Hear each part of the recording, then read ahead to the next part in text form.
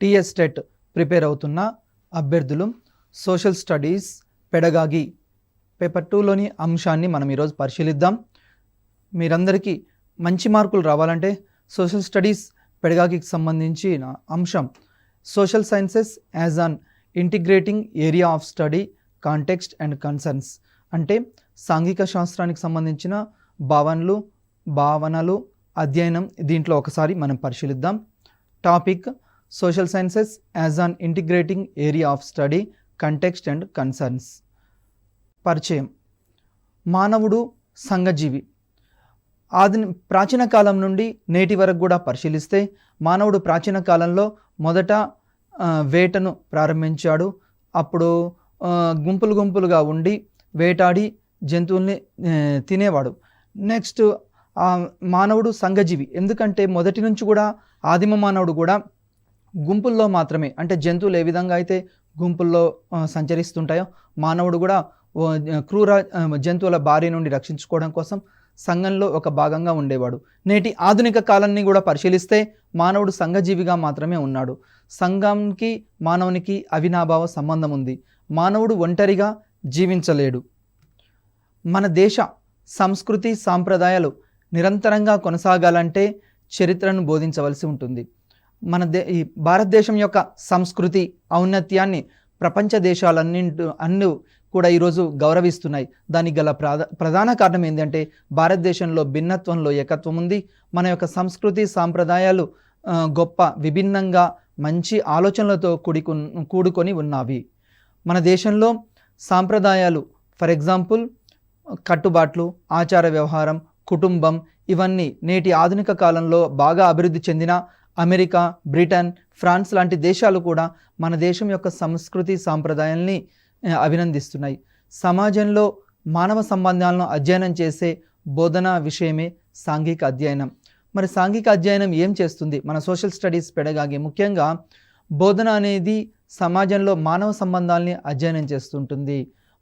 మానవుని యొక్క for example ఒక మానవునికి మరి ఒక మానవునికి ఉన్న సంబంధం ఏంది, ఇలాంటి విషయాలు, మానవ సంబంధాలు ఎట్లా ఉండాలి, సంబంధాలు మంచిగా ఉండాలి, మానవ సంబంధాలు అనేవి సమాజంలో మంచిగా ఉండాలి, వీటిని గురించి అధ్యయనం చేస్తుంది. సోషల్ స్టడీస్కు సంబంధించిన 1916లో అమెరికాలోని చికాగో నగరంలో సాంఘిక శాస్త్ర నిపుణుల సదస్సు జరిగింది. పాఠశాల బోధనలో వివిధ తరగతుల్లో సాంఘిక శాస్త్రాన్ని బోధించారు. అంటే మొట్టమొదటిసారిగా సాంఘిక శాస్త్రం యొక్క చర్చ ఎప్పుడు వచ్చింది అంటే 1916లో 1916వ సంవత్సరంలో అమెరికాలోని చికాగో నగరంలో జరిగిన సాంఘిక శాస్త్ర సదస్సు నిపుణుల్లో జరిగింది.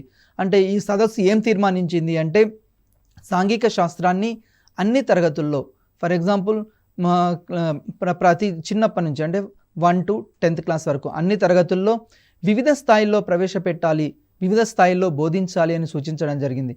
ఎందుకు అంటే సాంఘిక శాస్త్ర అధ్యయనం వల్ల విద్యార్థుల్లో మానవ సంబంధాలు, నైతిక విలువలు, ఆలోచనలు, నైపుణ్యాలు, విశ్లేషణ, భావనలు ఇవన్నీ విద్యార్థిలో పెంపొందించడానికి అవకాశం ఉంది. అంటే మనము ఎదుటి వారితోటి ఏ విధంగా మెలగాలి, తర్వాత నైతిక విలువలు ఏ విధంగా పెంపొందించాలి, మానవ నాగరికత ఏ విధంగా అభివృద్ధి చెందింది, ఇవన్నీ తెలుసుకోవడం కోసం ఈ సంబంధాన్ని సాంఘిక శాస్త్రాన్ని ప్రవేశపెట్టాలని 1916 సంవత్సరంలో అమెరికాలో సూచించడం జరిగింది. Very very important bit. చాలాసార్లు ప్రీవియస్ ఎగ్జామ్లో కూడా ఈ బిట్ అడిగాడు. ఏ సంవత్సరంలో సాంఘిక శాస్త్రాన్ని అమెరికాలో చికాగో నగరంలో చర్చకు వచ్చింది అన్నారు అంటే 1916లో. Very very important bit. Next America స్కూళ్ళలో 1916లో సాంఘిక శాస్త్రాన్ని ప్రవేశపెట్టారు. మొట్టమొదటిసారిగా ప్రపంచంలో సాంఘిక శాస్త్రాన్ని ఇంట్రడ్యూస్ చేసిన దేశం ఏంది అంటే అమెరికా 1916లో. వెరీ వెరీ ఇంపార్టెంట్ బిట్, ప్రీవియస్గా చాలాసార్లు అడిగాడు. నెక్స్ట్ అదేవిధంగా మన దేశంలో మరి ఎప్పుడు ప్రవేశపెట్టారు? భారతదేశంలో 1937లో గాంధీ గారు ప్రవేశపెట్టిన బేసిక్ ఎడ్యుకేషన్ సిస్టమ్ అంటే గాంధీ గారు ప్రస్తావించాడు బేసిక్ ఎడ్యుకేషన్ సిస్టమ్ 1937లో. భారతదేశానికి స్వతంత్రం రాకపూర్వం గాంధీ గారు తన యొక్క విద్యా వ్యవస్థలో ఏ విధంగా ఉండాలి, భారతీయ విద్యా విధానం ఏ విధంగా ఉండాలి అని పరిశీలించి అతని యొక్క స్కూల్లో అతను ఏం చేశాడంటే 1937లో, ఇది కూడా వెరీ వెరీ ఇంపార్టెంట్ బిట్, చాలాసార్లు అడిగాడు. గాంధీ గారు ప్రవేశపెట్టిన బేసిక్ ఎడ్యుకేషన్ సిస్టంలో దీన్ని గురించి ప్రస్తావించడం జరిగింది. అంటే సోషల్ సైన్స్ని ప్రవేశపెట్టాలి అని గాంధీ గారు కూడా ఆలోచించారు.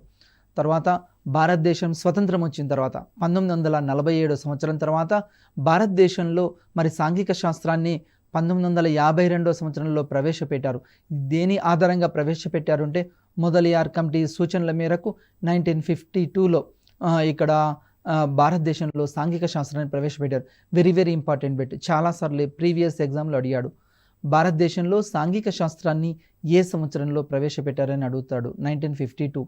తర్వాత నియంత్రించిన ఈ పరిస్థితుల్లో ఎప్పుడైనా ఎవరైనా నిరూపణ చేయడానికి అవకాశం ఉంటుంది. అంటే సాంఘిక శాస్త్రానికి సంబంధించిన సిద్ధాంతాలు అవి ఎప్పుడైనా సరే కండిషన్గా ఉంటాయి. ఫర్ ఎగ్జాంపుల్ సైన్స్ అనుకోండి, సైన్స్కి గురుత్వాకర్షణ శక్తి ఎంత ఉంటుంది అంటే సైన్స్లో అది నిరూపించబడుతుంది. అదేవిధంగా సైన్స్లో యాపిల్ పండు పైకి వేస్తే కిందనే పడుతుంది. అదేవిధంగా ఐన్స్టీన్ సిద్ధాంతాలు, ఇవన్నీ సామాన్య శాస్త్రానికి సంబంధించి. మరి సోషల్ సైన్స్లో కూడా కొన్ని కండిషన్స్ ఉంటాయి. ఎందుకు అంటే మానవుడు సంఘజీవి, మానవుని ప్రవర్తన నిరంతరం మారుతూ ఉంటుంది. మరి మన సిద్ధాంతాలు సోషల్ సైన్స్ థీరీస్ కరెక్ట్ కావాలి అంటే నియంత్రించిన పరిస్థితుల్లో కండిషన్స్ పెడతాం, ఆ కండిషన్లో నిరూపిస్తూ ఉంటారు.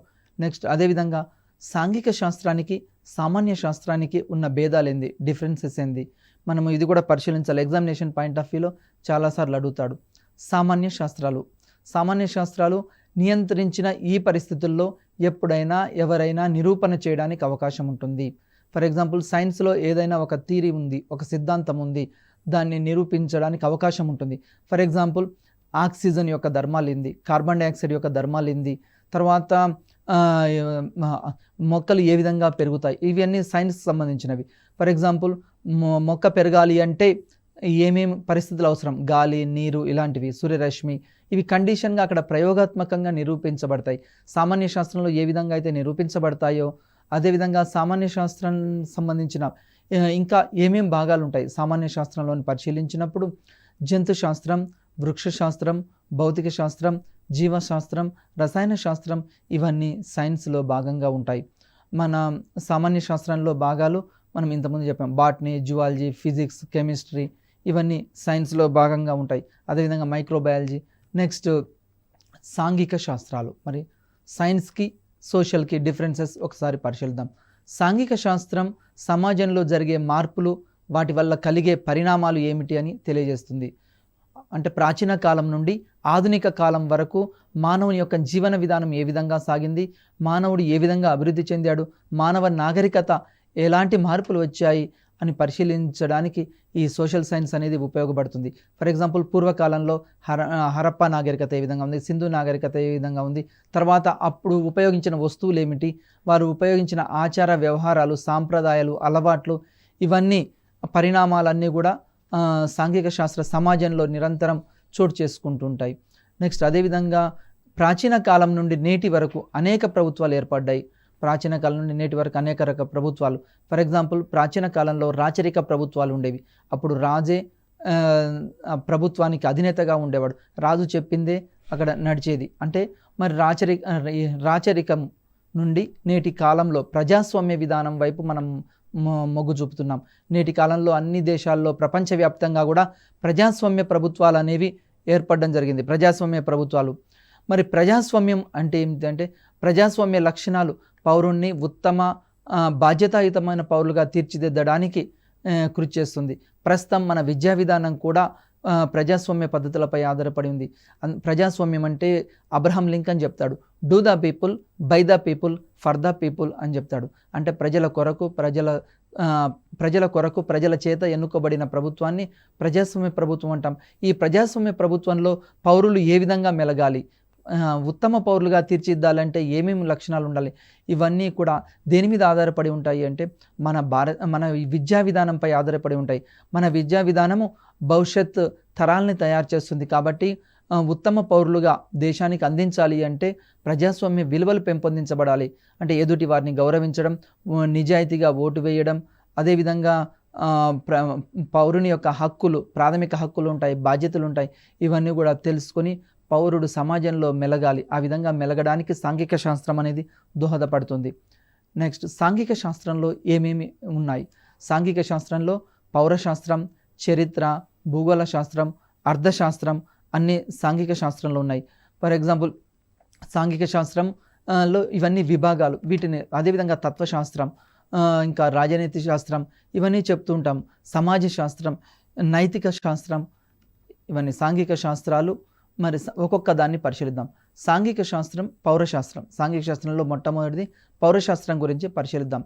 పౌరశాస్త్రం ఏం తెలియజేస్తుంది అంటే విద్యార్థుల్ని ఉత్తమ పౌరులుగా తీర్చిదిద్దడానికి సాంఘిక శాస్త్ర స్వభావం. పౌరశాస్త్రము ఏం ఉత్తమ పౌరులుగా తీర్చిదిద్దబడాలి. ఎందుకు అంటే భావి భారత పౌరులుగా తీర్చిదిద్దబడతారు. నేటి బాలలే రేపటి పౌరులు. మరి ఆ బాలలు ఎట్లా ఉండాలి? సమాజానికి ఉపయోగపడే విధంగా ఉండాలి. మారుతున్న పరిస్థితులకు అనుగుణంగా, మారుతున్న కాలానికి అనుగుణంగా, మారుతున్న ఆచార వ్యవహారాలకు అనుగుణంగా పౌరులు ఉత్తమ పౌరులుగా రూపొందించబడాలి అంటే పౌరశాస్త్రం అనేది ఉపయోగపడుతుంది. ఈ పౌరశాస్త్రంలో, రాజనీతి శాస్త్రంలో పౌరుడు తన యొక్క బాధ్యతలు ఏమిటి, విధులు ఏమిటి, ప్రభుత్వం యొక్క అధికారాలు ఏమిటి, తర్వాత సమాజం యొక్క అధికారాలు ఏమిటి, పౌరుల యొక్క అధికారాలు ఏమిటి, విచక్షణ అధికారాలు, ఇవన్నీ తెలుసుకోగలుగుతారు పౌరశాస్త్రంలో. అదేవిధంగా పౌరశాస్త్రం అధ్యయనం చేయడం ద్వారా రాజ్యాంగం అంటే ఏమిటి, రాజ్యాంగంలో ఉన్న ఆర్టికల్స్ ఏమిటి, ఇవన్నీ వాళ్ళు తెలుసుకోగలుగుతారు. భవిష్యత్తులో వారు దేశానికి ఉపయోగపడే రాజకీయ నాయకులుగా, అదేవిధంగా డాక్టర్లుగా, లాయర్లుగా, టీచర్లుగా, ఈ విధంగా భవిష్యత్ తరాన్ని రూపొందించడానికి అవకాశం ఏర్పడుతుంది. పౌరశాస్త్రం ఉత్తమ పౌరులుగా తీర్చిదిద్దడానికి ఉపయోగపడుతుంది. రెండవది సాంఘిక శాస్త్రంలో భాగంగా అర్థశాస్త్రం. మరి అర్థశాస్త్రం ఏం చేస్తుందంటే సహజ సంపత్తి, ఆర్థిక అంశాల పట్ల అవగాహన కలిగిస్తుంది. మన దేశంలో ఏమేమి రిసోర్సెస్ ఉన్నాయి, వాటిని ఏ విధంగా ఉపయోగించాలి, అదేవిధంగా ఆర్థిక అంశాలని ఏ విధంగా అధ్యయనం చేయాలి, తర్వాత ఉన్న వనరులని ఏ విధంగా తక్కువ కాలంలో వివిధ ప్రత్యామ్నాయాల కోసం ఉపయోగించాలి అనేది అర్థశాస్త్రం అధ్యయనం చేస్తుంది. అందుకోసమే అర్థశాస్త్రాన్ని ఏమంటారు అంటే అర్థశాస్త్రం ద్వారా భవిష్యత్తులో ఉన్న వనరులని ఉపయోగించుకొని మన దేశం ఏ విధంగా అభివృద్ధి చెందాలి, అభివృద్ధి చెందుతున్న భారతదేశం అభివృద్ధి చెందిన దేశంగా అంటే డెవలప్డ్ కంట్రీగా మారడానికి ఈ అర్థశాస్త్రం అనేది తోడ్పడుతూ ఉంటుంది. దీంట్లో బడ్జెట్ ఇవన్నీ అంశాలు వస్తుంటాయి. అదేవిధంగా పన్నులు, ట్యాక్సెస్, వీటి గురించి కూడా అధ్యయనం చేస్తాం. అదేవిధంగా ఆర్థిక సిద్ధాంతాలు ఉన్నాయి. క్షీణోపాంత ప్రయోజన సూత్రము, తర్వాత చరానుపాత సూత్రము, ఇవన్నీ కూడా దీంట్లో భాగంగా ఉంటాయి. తర్వాత చరిత్ర, మూడోది హిస్టరీ. చరిత్రకు సంబంధించి వివిధ విషయాలపై జ్ఞానాన్ని, విషయ అవగాహన అందిస్తూ విద్యార్థులకు చరిత్రకు సంబంధించిన అనేక అంశాలని రక్షించాలని బాధ్యత కలిగి ఉండేలా వివరిస్తుంది. ఫర్ ఎగ్జాంపుల్ చరిత్ర అధ్యయనం చేయడం ద్వారా ఏం తెలుస్తుంది అంటే మనకు పూర్వకాలంలో మన పూర్వీకులు ఏ విధంగా జీవించారు, వారు ఏ ఆచారాలు, వ్యవహారాలు, సాంప్రదాయాలు ఉన్నాయి, మరి ప్రస్తుతం మనం వాటిని ఆచరించాలి అంటే పూర్వకాలంలో ఉన్న ఆచార సాంప్రదాయాలు వారి మంచి ఉన్నాయి కాబట్టి ఆ మంచిని మనం ఆచరించాలి అని, అదేవిధంగా ఆ కాలంలో ఉపయోగించిన టెక్నాలజీని ప్రస్తుతం మనం ఉపయోగించుకొని ఇంకా దేశం భవిష్యత్తు అనేది తీర్చిదిద్దడానికి ఉపయోగపడుతుంది హిస్టరీ. అందుకోసం ఈ హిస్టరీని ఏమంటారంటే గతాన్ని ఉపయోగించుకొని భవిష్యత్తును రూపొందించడానికి చరిత్ర అనేది తోడ్పడుతూ ఉంటుంది. అంటే ఉత్తమ పౌరులుగా ఆ కాలంలో ఏ విధంగా జీవించారు. ఫర్ ఎగ్జాంపుల్ సింధు నాగరికత, హరప్పా నాగరికత, అదేవిధంగా అశోకుడి కాలంలో భారతదేశం ఏ విధంగా ఉంది, చంద్రగుప్తుని కాలంలో ఏ విధంగా ఉంది, ఈ విధంగా అంటే పూర్వకాలానికి సంబంధించిన రాజుల చరిత్రల్ని అవన్నీ తెలుసుకొని భవిష్యత్ తరాలు ఉత్తమ పౌరులుగా తీర్చిదిద్దడానికి ఉపయోగపడుతుంది.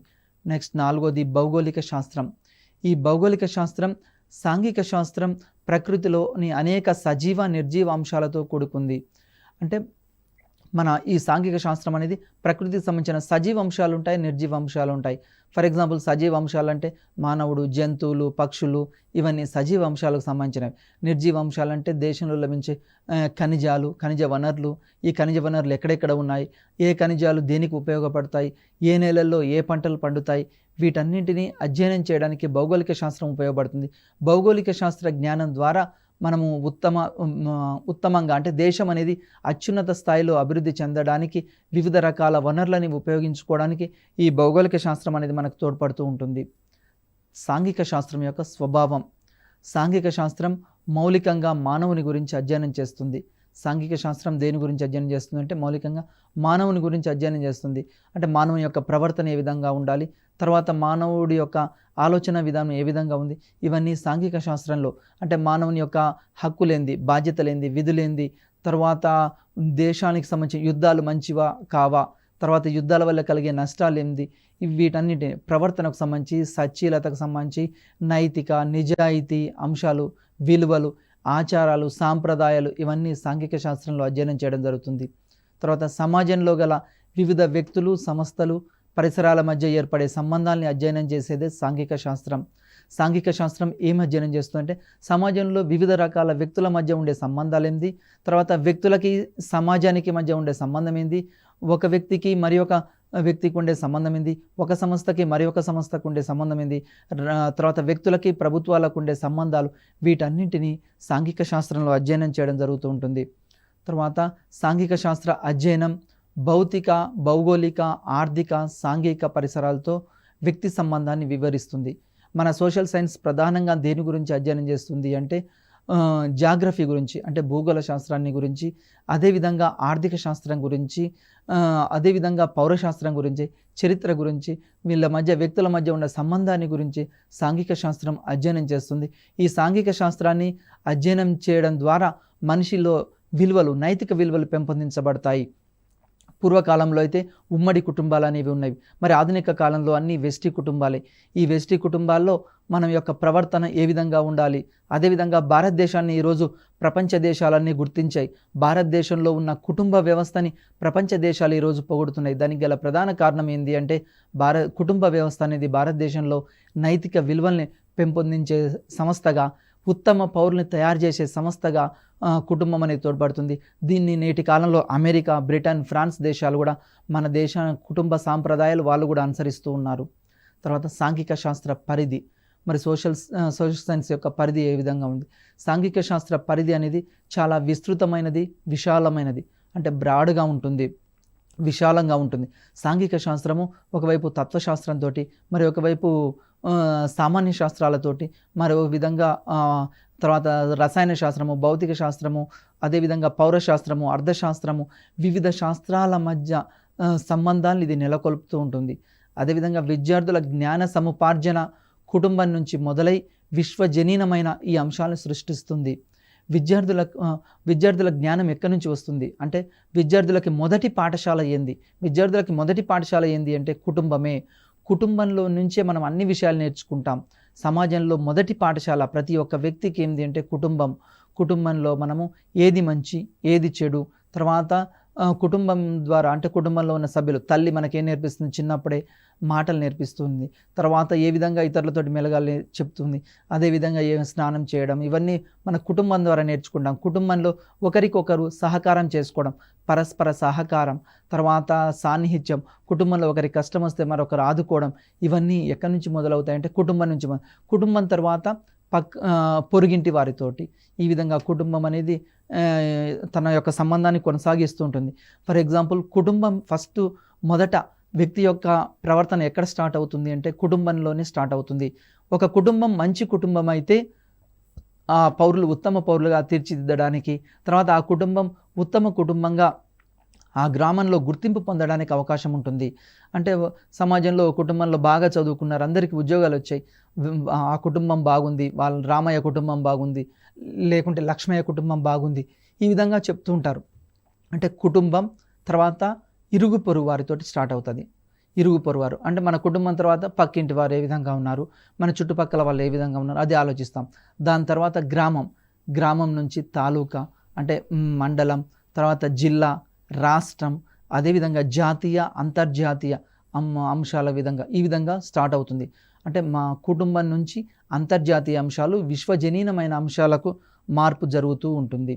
భావనలు, సంబంధాలు అంటే సాంఘిక శాస్త్ర బోధనకు సంబంధించిన భావనల్ని, సమాజాన్ని మనం ఒకసారి చూద్దాం. సమాజాన్ని సరైన మార్గంలో నడిపించడానికి, మన ఆచార సాంప్రదాయాలు, సంస్కృతి ముందు తరాల వారికి అందించడానికి సాంఘిక శాస్త్రం ఉపయోగపడుతుంది. సాంఘిక శాస్త్రం ప్రధానంగా ఎందుకు ఉపయోగపడుతుంది అంటే మనం ఏ విధమైన ఆచార సాంప్రదాయాలు పాటిస్తున్నాము, తర్వాత కుటుంబంలో పెద్దల పట్ల గౌరవము, తల్లిదండ్రుల పట్ల గౌరవము, గురువుల పట్ల గౌరవము, ఇవన్నీ భవిష్యత్ తరాలకు కూడా అందించాలి. భవిష్యత్తులో ఒక ఉత్తమ పౌరులుగా నేటి కాలంలో ప్రతి ఒక్కరు ఏం చేస్తున్నారు, ఇంట్లో తండ్రి ఒక సెల్ ఫోను, తల్లి ఒక సెల్ ఫోను, తర్వాత పిల్లలు ఒక సెల్ ఫోన్ ఉపయోగిస్తున్నారు. దీని ద్వారా నైతిక విలువలు పతనమవుతున్నాయి. ఈ నైతిక విలువలు పతనం కాకుండా ఏది మంచి ఏది చెడు అని బోధించడానికి ఇక్కడ కుటుంబాన్ని ఉపయోగిస్తున్నాం, ప్రామాణికంగా ఉపయోగిస్తున్నాం. అంటే మన యొక్క సంస్కృతి సాంప్రదాయాలు, తర్వాత మనం ఎలాంటి పండుగలు జరుపుకుంటున్నాం, అదేవిధంగా ఎలాంటి ఆచార సాంప్రదాయాలు, ఎలాంటి దుస్తులు ఉపయోగిస్తున్నాం, మన భాష, మతం, కులం, జాతి, ఇవన్నీ భవిష్యత్ తరాలకు అందించడానికి సాంఘిక శాస్త్రం అనేది ఉపయోగపడుతూ ఉంటుంది. సాంఘిక శాస్త్రానికి ఇతర శాస్త్రాలతో గల సంబంధాల్ని ఒకసారి పరిశీలిద్దాం. అంటే సాంఘిక శాస్త్రం ఒకటే కాదు, సాంఘిక శాస్త్రానికి ఇతర చాలా రకాల శాస్త్రాలతోటి సంబంధం ఉంది. ఫర్ ఎగ్జాంపుల్ సాంఘిక శాస్త్రం భౌగోళిక శాస్త్రాన్ని పరిశీలిద్దాం. భూగోళ శాస్త్రాన్ని ఇంగ్లీష్లో ఏమంటామంటే జాగ్రఫీ అంటాం, జియోగ్రఫీ అనే ఆంగ్ల పదము. ఈ జియోగ్రఫీ అనే ఆంగ్ల పదము ఎక్కడి నుండి వచ్చిందని ఎగ్జామ్లో చాలాసార్లు అడుగుతాడు. ఎగ్జామ్లో ఇంకొక క్వశ్చన్ కూడా అడుగుతాడు చాలాసార్లు, భూగోళ శాస్త్రాన్ని ఆంగ్లంలో ఏమంటాము అంటాడు. చాలాసార్లు అడిగిబెట్టు. జియోగ్రఫీ అంటాం. భూగోళ శాస్త్రాన్ని ఆంగ్లంలో ఏమంటాము, జియోగ్రఫీ. ఇది వెరీ వెరీ ఇంపార్టెంట్ బిట్. తర్వాత ఈ జియోగ్రఫీ అనే ఆంగ్ల పదం ఎక్కడి నుండి వచ్చింది అని అడుగుతాడు. జియో మరియు గ్రాఫియా అనే 2 గ్రీకు పదాల నుండి వచ్చింది. జియోగ్రఫీ అనే ఆంగ్ల పదము, జియోగ్రఫీ అనే 2 గ్రీకు పదాలు.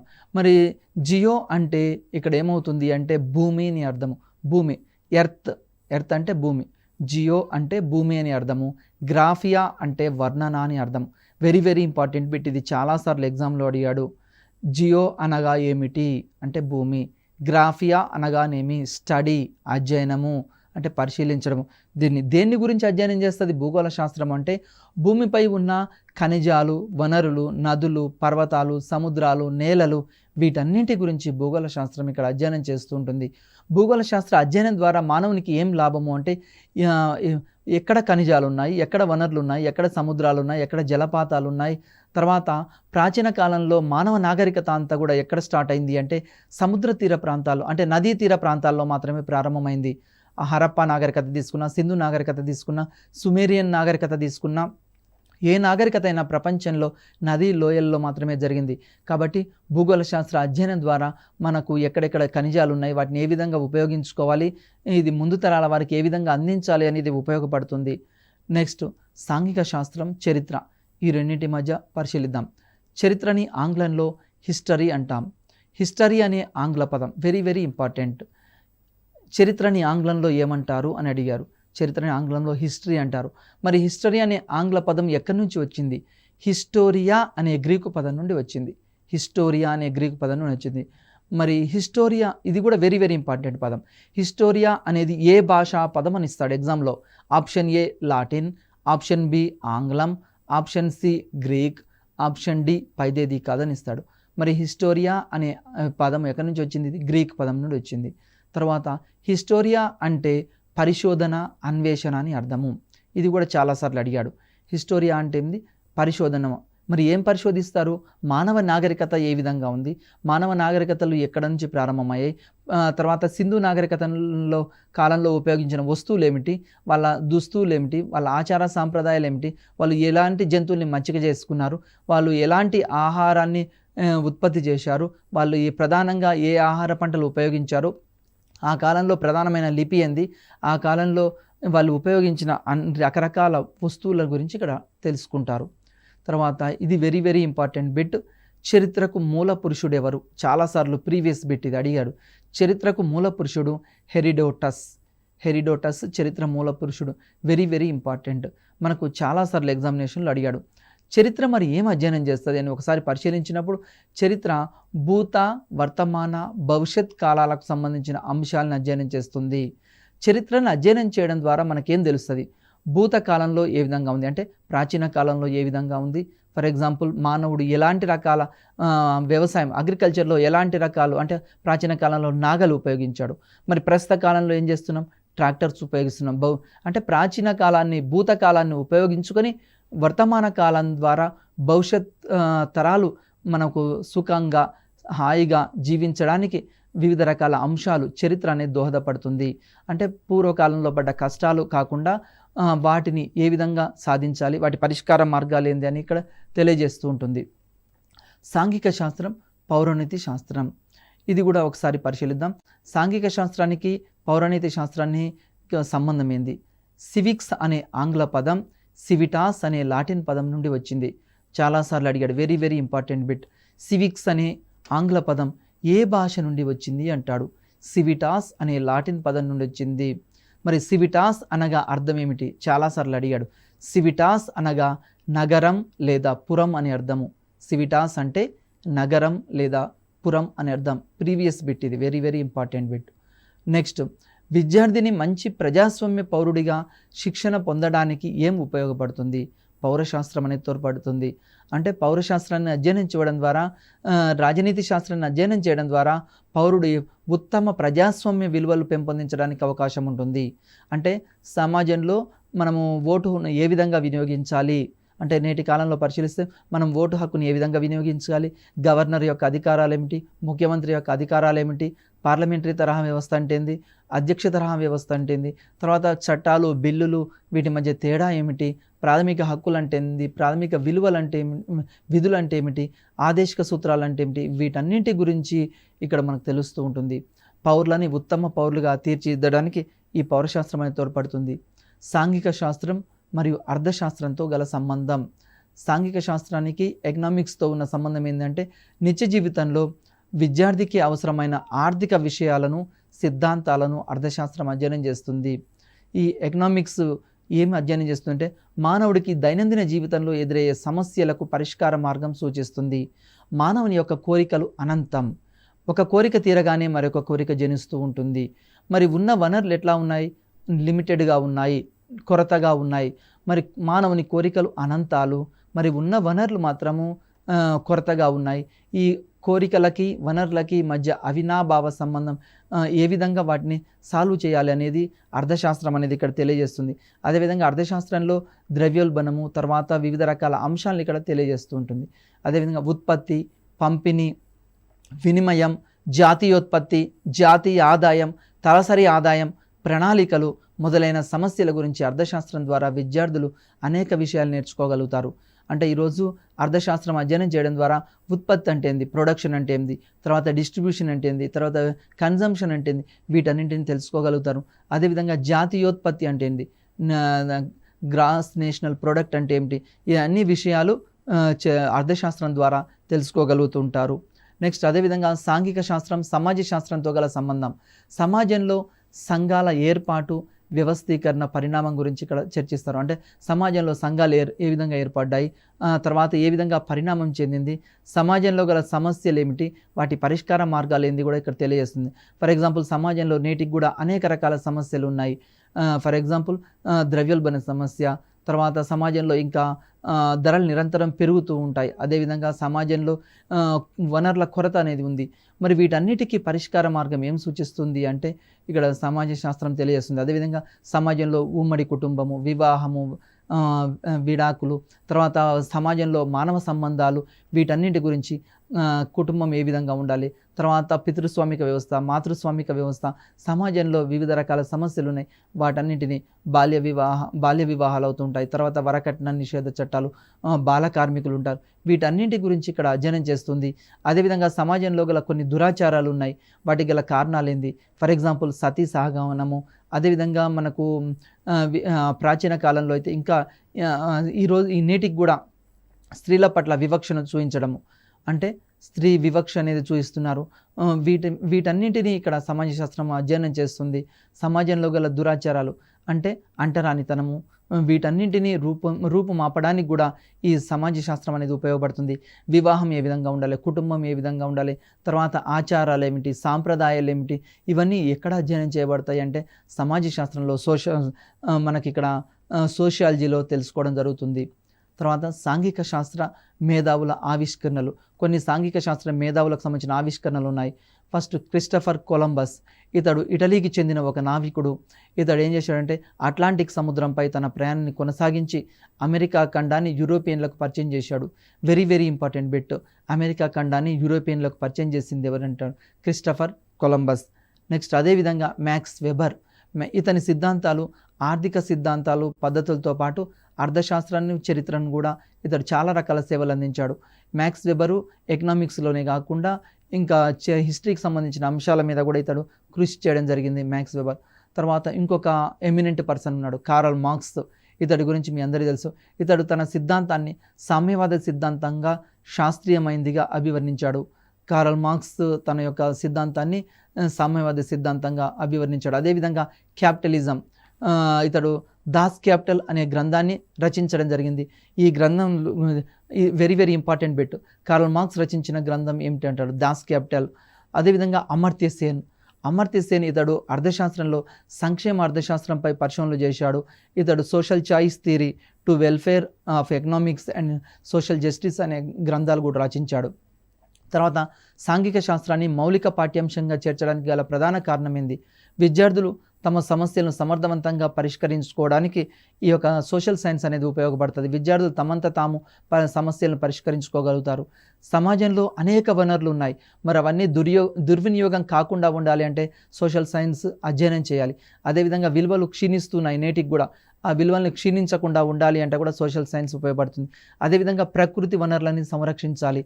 విద్యార్థి జ్ఞాన సముపార్జన కుటుంబం నుంచి మొదలై విశ్వజనీనమై ఉండాలని కొఠారి కమిషన్ సూచించడం జరిగింది. కొన్ని ప్రాక్టీస్ బిట్లు చెప్తా చూడండి, వెరీ వెరీ ఇంపార్టెంట్. సాంఘిక శాస్త్ర బోధన ప్రధాన ఉద్దేశం ఏమిటి? ఆప్షన్ ఏ సాంఘిక శిక్షణ, ఆప్షన్ బి నాయకత్వ శిక్షణ, ఆప్షన్ సి జ్ఞానార్జన, ఆప్షన్ డి మతపరమైన శిక్షణ. మరి సాంఘిక శాస్త్ర బోధన యొక్క ప్రధాన ఉద్దేశం ఏంటంటే సాంఘిక శిక్షణ అంటే మనకు సోషల్గా ఏ విధంగా సమాజంలో జీవించాలని తెలియజేస్తుంది. నెక్స్ట్ సాంఘిక శాస్త్రాన్ని విద్యా ప్రణాళిక ఉద్భవించిన సంవత్సరం అంటే సాంఘిక శాస్త్రాన్ని 1916వ సంవత్సరంలో అమెరికాలోని చికాగో నగరంలో సోషల్ సైన్స్ సంబంధించిన సదస్సు జరిగింది. ఆ సదస్సులో అమెరికా దేశంలో ఇక్కడ ఇంట్రడ్యూస్ చేశారు అక్కడి స్కూల్లో. నెక్స్ట్ చూడండి, సాంఘిక శాస్త్రాన్ని మొదట ప్రవేశపెట్టిన దేశం ఏంది? Option A Britain, option B Bharat, option C America, option D Japan. Correct answer America. అంటే సాంఘిక శాస్త్రాన్ని మొదట ప్రవేశపెట్టిన దేశం ఏంది అంటే అమెరికా దేశంలో సాంఘిక శాస్త్రాన్ని ప్రవేశపెట్టారు. ఇది వెరీ వెరీ ఇంపార్టెంట్. తర్వాత పాఠశాల స్థాయిలో సాంఘిక శాస్త్ర అధ్యయనం భారతదేశంలో ఒక నిర్బంధ పాఠ్యాంశంగా ప్రవేశపెట్టాలని సూచించిన కమిషన్ ఏది? ఆప్షన్ ఏ సెకండరీ విద్యా commission, option B Kothari committee, option C Rammurthy committee, option D Radhakrishnan committee. Correct answer ఏంటంటే సెకండరీ విద్యా కమిషన్. అంటే సాంఘిక శాస్త్రాన్ని భారతదేశంలో నిర్బంధంగా ప్రవేశపెట్టాలని సూచించారు. ఎందుకు అంటే సాంఘిక శాస్త్రాన్ని అధ్యయనం చేయడం ద్వారా ఏమవుతుంది అంటే మన ఉత్తమ విలువలు అంటే ఏమిటి, పౌరుని యొక్క బాధ్యతలు ఏమిటి, ఇవన్నీ తెలుసుకోవడానికి కూడా ఇక్కడ సాంఘిక శాస్త్రం అనేది ఉపయోగపడుతుంది. కాబట్టి పాఠశాల స్థాయిలో సాంఘిక శాస్త్రం ఉండాలి. ఎందుకంటే ఉత్తమ పౌరులుగా భావి భారత పౌరులుగా తీర్చిదిద్దబడాలి అంటే సాంఘిక శాస్త్రాన్ని ప్రవేశపెట్టాలి అని ఇక్కడ సూచించారు. దానికి అనుగుణంగానే సాంఘిక శాస్త్రాన్ని ఇక్కడ ప్రవేశపెట్టారు. వివిధ రకాల కమిటీలు కూడా ఉన్నాయి. ఆ కమిటీల యొక్క సూచనల మేరకు మనం ఇక్కడ సాంఘిక శాస్త్రాన్ని ఇంట్రడ్యూస్ చేస్తున్నాం. మనం ముఖ్యంగా ఈ చాప్టర్లో మనం తెలుసుకున్న అంశం ఏంటి అంటే సాంఘిక శాస్త్రం అంటే ఏమిటి, సాంఘిక శాస్త్రానికి వివిధ శాస్త్రాలతో గల సంబంధం ఏంది, సాంఘిక శాస్త్రానికి సామాన్య శాస్త్రాలతో ఉన్న సంబంధం ఏంది, సాంఘిక శాస్త్రాన్ని విద్యా విధానంలో ఎప్పుడు ప్రవేశపెట్టారు, సాంఘిక శాస్త్ర అధ్యయనం ద్వారా విద్యార్థుల్లో ఏమి పెంపొందించబడతాయి అనే అంశాలు ఇక్కడ చర్చించడం జరిగింది. దీన్ని అధ్యయనం చేయడం ద్వారా మీరు ఎక్కువ మార్కులు సాధిస్తారని ఆశిస్తూ ముగిస్తున్నాను. నమస్తే.